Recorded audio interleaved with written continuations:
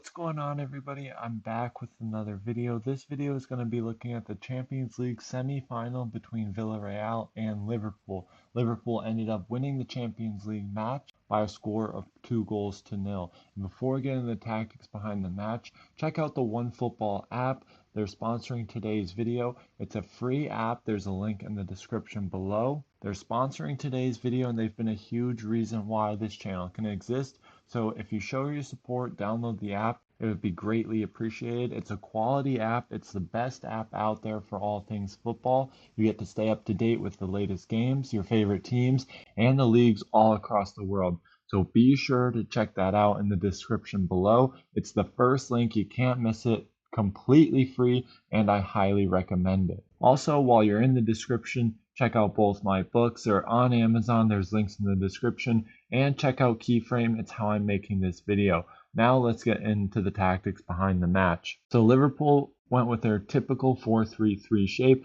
and most of the game they were attacking against Villarreal's 4-4-2 low block, or 5-3-2, and even a 6-2-2 at times. But for Liverpool, we then see their back four with versatility from Andy Robertson, usually occupying the width and the height with the team, and Trent Alexander-Arnold, oftentimes coming deeper as a deep-lying playmaker, getting on the ball in the half space. We see Fabinho being the lone holding midfielder, and Thiago often dropping into the left half space, mirroring the positioning of Trent Alexander-Arnold.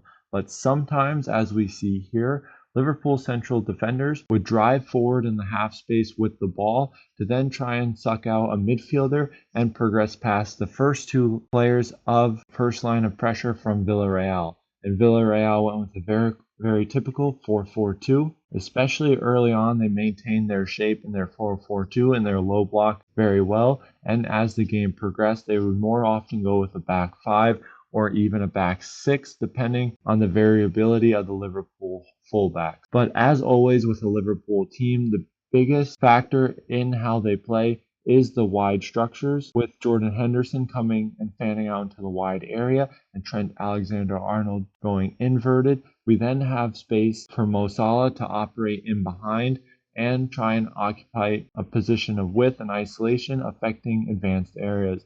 We see Mane playing as a false nine role between the lines, and Luis Diaz playing this left wing role, often coming into the left half space and allowing Robertson to occupy full width. Now, because of the low block and compactness from Villarreal, it became very hard for Liverpool to find space in dangerous areas, either in behind or between the lines. So this often led to big emphasis on counter-pressing moments to then create dangerous chances and win dangerous space. So here we see the first look at the 5-4-1 of Villarreal, with the right-sided central striker dropping into a midfield position and maintaining their 5-4 midfield four with then one lone striker. We often see the most common Liverpool shape, with Trent Alexander-Arnold coming more narrow into the right half space, with Thiago in the left half space and the two central defenders in behind supporting the attack and giving them good cover to then go and counter press very intensely to try and win the ball back right away.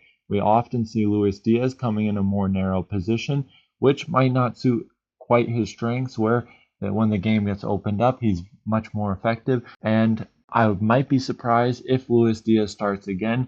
Jota might be more equipped to play against the low block and supply the finishing touch in or around the goal. But Luis Diaz intensity in pressure and in transition is largely effective. But now we have Jordan Henderson occupying the space between the lines, with Mo Salah creating isolation in the width. So the movement in the wide areas and their ability to then find free players will be very important in the second leg. And the width that Liverpool used often forced Villarreal to use a back five to then maintain compactness and horizontal connections to not get completely opened up. And we see their 2-3 rest defense shape from Liverpool, giving them direct access to the outlets of Villarreal and making it very easy for them to go and counterpress, especially with the large amount of players between the lines. So now in the second half, it was more of the same, with a stronger emphasis now on the 2-3 rest defense and their first two lines of build-up using this 2-3 shape. We often saw Trent Alexander-Arnold get on the ball in a deeper area even more, which then allowed freedom for for Mo Salah and Jordan Henderson to operate between the lines and in behind.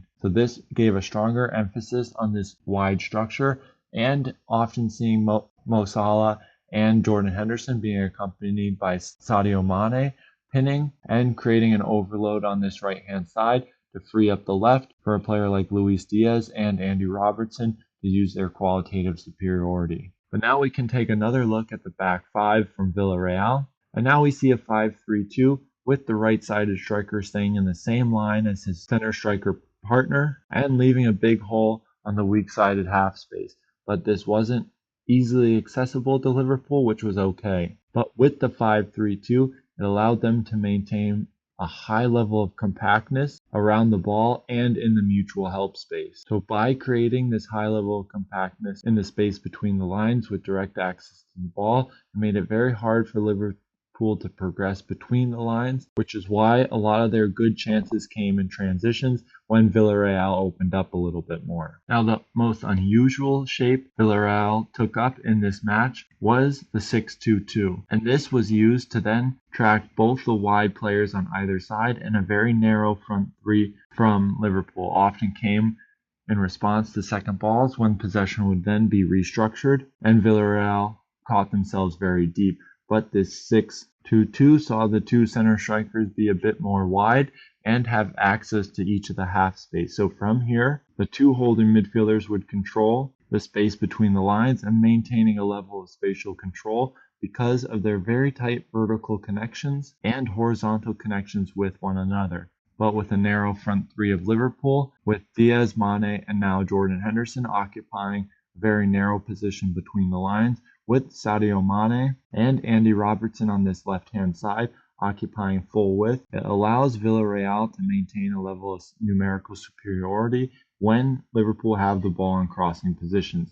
So we see the 2-3 rest defense and not much change from Liverpool's overall structure, except the ball location is in the right half space and a very good crossing position for Trent Alexander-Arnold, which then forces Villarreal to take up this shape to then be in adequate cover positions to defend the first cross and give them in a good position for second balls with the two holding midfielders. So now when Villarreal were in possession, we often saw them look to build out of the back, at least initially, with a back four, splitting the two central defenders with their goalkeeper, and it was met by a very intense Liverpool press. The two holding midfielders of Villarreal, early signs showed them being able to almost break Liverpool's pressure, but often led to very good opportunities for Liverpool to attack and exploit the overextended offensive structure of Villarreal. We saw then Mo Salah take up a narrow position with Sadio Mane, with Luis Diaz playing a bit deeper.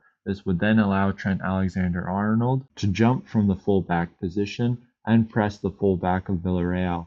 And it would also allow Salah to then back press this player as well, with tight man orientation from the midfielders of Liverpool and numerical equality at the back. So it was a pairing of Liverpool's defensive structure trying to bait Villarreal into these mid-range passes to then be met by intense pressure and then exploit the space left by Villarreal's offensive structure.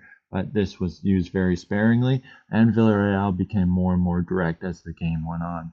And this is where we're going to wrap up the analysis. I hope you guys enjoyed it, and I'll see you in the next one.